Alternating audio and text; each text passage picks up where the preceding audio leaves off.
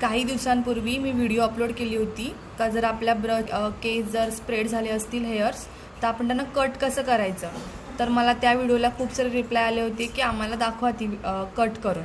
ठीक आहे, तर आता हा ब्रश आहे, चांगला ब्रश आहे माझा, हा स्प्रेड नाही झालेला आहे, पण तरी पण तुम्हाला दाखवण्यासाठी मी ब्रशला कट करते. तर कट करताना ही जी पूर्ण लेंथ आहे ही आपल्याला कट नाही करायची, आपल्याला इथून साईज कट करायची आहे ब्रशची. तर सगळ्यात पहिले एकदम कडेने तुम्हाला असं हळूहळू पूर्ण गोल ब्रश फिरवून कट करायचे. तर तुम्हाला दिसत असतील व्हिडिओमध्ये हेअर्स कट होताना.